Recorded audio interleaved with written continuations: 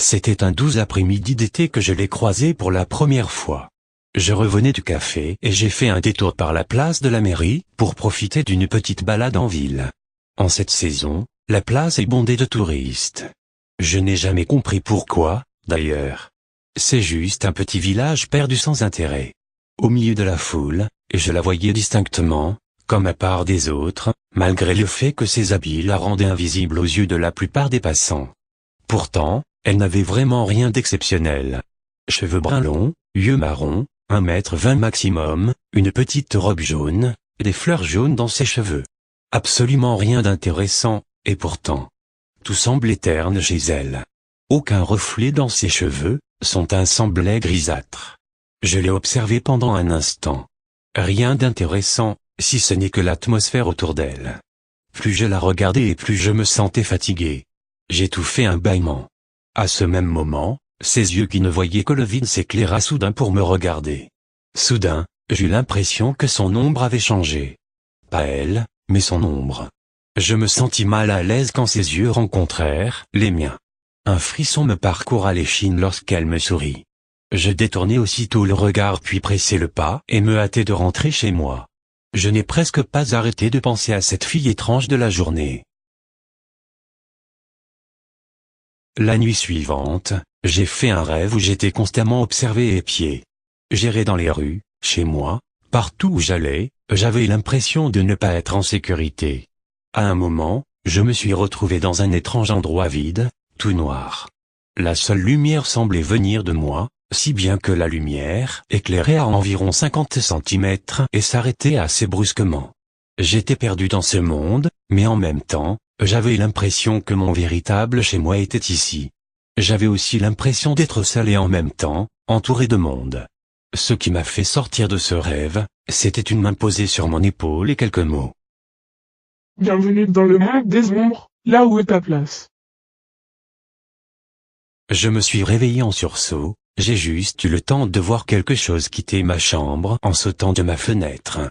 D'habitude, je ne m'inquiète pas plus que ça car mon chat fait souvent ça, mais là, j'ai eu un gros doute. Je n'ai pas fermé l'œil de la nuit. Le lendemain, je ne voulais pas sortir. Je l'ai vu marcher dans la ruelle en bas de chez moi. Depuis la fenêtre de ma chambre, on peut voir une ruelle juste en face, qui débouche sur la rue où je vis. C'est ici qu'elle s'est engagée de sa démarche mécanique. Je suis resté à la fenêtre pour l'observer. Avant de disparaître dans l'obscurité, elle s'est retournée et m'a regardé dans les yeux. Malgré la distance, j'avais eu l'impression qu'elle était juste devant moi. C'est pourquoi j'ai fermé toutes mes fenêtres et verrouillé la porte à double tour. J'ai passé la journée enfermé à scruter tous les recoins de ma rue par les volets entr'ouverts, quand je me suis décidé à mettre un pied dehors. Il n'y avait rien d'anormal, et j'ai pensé que j'avais imaginé tout ça. Je suis allé à mon café habituel, assis à ma table préférée, pris mon cappuccino et lu le journal posé sur ma chaise. Je manquais de m'évanouir quand j'ai lu le mot ténèbres écrit au marqueur rouge sur toutes les pages. J'ai demandé à un ami, qui travaillait ici comme serveur, qui était ici avant moi. Il a répondu qu'il n'avait pas fait attention, mais qu'il croit que c'était une petite fille. J'ai pâli et le suis retourné chez moi. En entrant, je suis tombé par terre. Partout. Ce mot écrit partout, sur les murs, le plafond, le sol, les meubles. Et dans un coin de la pièce. Elle était là. Elle me souriait et me tendait la main. Elle a commencé à avancer vers moi. J'ai reculé en hurlant en voyant son ombre. On aurait dit un humanoïde en feu, avec une grande fossette de lames dentelées dans une main. La même main qu'elle tendait vers moi. Je n'ai pas supporté une telle pression, je me suis évanoui sur le palier de l'étage en pleurant.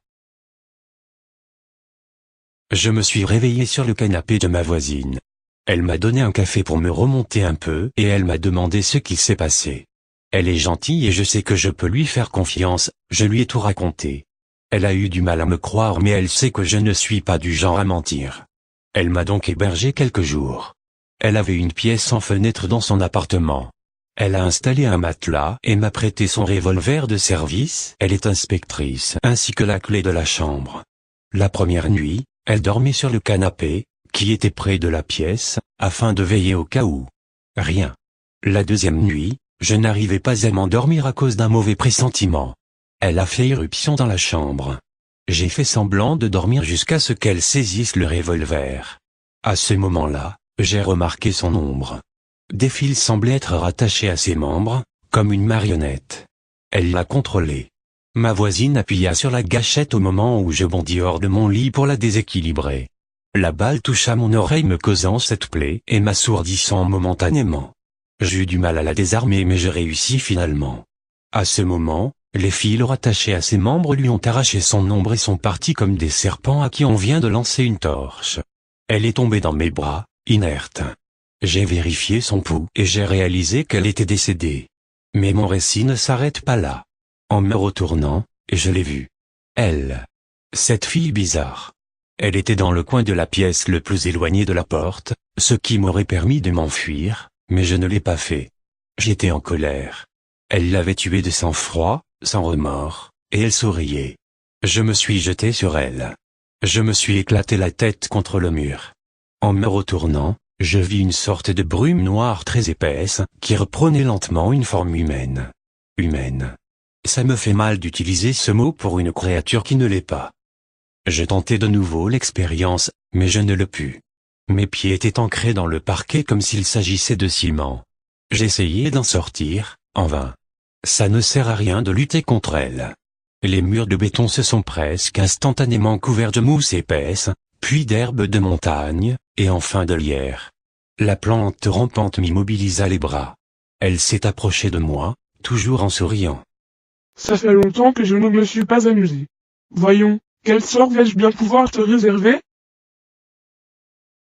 J'étais paralysé par la peur. J'avais peur d'elle, de ce que j'allais devenir, et surtout de son ombre. Elle était si. Je ne saurais le décrire. J'avais l'impression qu'elle sortait du mur. Sa main devenait noire. Noir charbon, écailleuse, recouverte de flammes violettes et bleues. Le reste de son corps se métamorphosa pour finir comme sa main, noir et écailleux, recouvert çà et là de flamèches. Ces dernières s'intensifièrent, et commencèrent à ronger ses vêtements. Au même moment, son corps changea de forme. Sa taille approchait du 1,90 m, voire 2 mètres, son visage s'affina, son corps devenait plat, sans relief, ses membres s'allongeaient mais gardaient la même finesse, ses oreilles s'appointèrent, des cornes poussaient, son nez s'effaçait et ne laissait que 2 encoches au milieu de ce visage cauchemardesque, sa bouche s'allongeait et s'ornait de longues dents tranchantes. Des sortes d'ailes faites de la même brume noire, qu'évoquait plutôt arborer son dos. Et ses yeux. Le blanc était devenu rouge, l'iris était entouré de jaune, orange au centre, et sa pupille s'était affinée pour ressembler à celle d'un chat. J'étais paralysé de peur, et même si je le pouvais, je n'aurais pas la force de m'enfuir. La pièce assombrit brusquement, jusqu'à devenir complètement sombre. Je fermai les yeux. Je ne sais pas combien de temps je suis resté les paupières closes à attendre mon châtiment. Tout ce que je sais, c'est que quand je les ai rouvertes, je me trouvais dans ce monde des ombres. En regardant autour de moi, je vis des ombres, ou plutôt des sortes de spectres, virevolter autour de moi. J'ai avancé un peu, toujours entouré de cette faible lumière, juste assez suffisante pour empêcher ces ombres de m'approcher. Qui sait ce qu'elles pourraient faire? J'avais peur. Je me mis à pleurer tout en cherchant une issue à ce monde quand je suis tombé sur un puits de lumière. J'ai couru vers lui. Une porte. Juste une porte, sans mur, sans rien autour ni de l'autre côté. Peu importe, je l'ai ouverte. C'était la pièce où je me trouvais quelques instants auparavant. Je faillis vomir en voyant mon cadavre, emprisonné dans le sol et le lierre. Inutile de le décrire, vous l'avez sûrement sous les yeux. Remarquez, mon cadavre n'a pas d'ombre, car je suis ici, dans cette pièce, dissocié de mon corps. C'est moi qui ai écrit ces lignes en étrange encre noire, que vous lisez sur les murs. Ma lumière faiblit, et quand j'aurai fini d'écrire ces lignes, je m'en irai, et je deviendrai une de ces ombres. Je m'en vais maintenant. Ma voisine est aussi avec moi. Elle est presque une ombre, et me murmure. Bienvenue dans le monde des ombres, là où est ta place. Attention à cette fille, j'espère que vous ne croiserez jamais sa route. Adieu.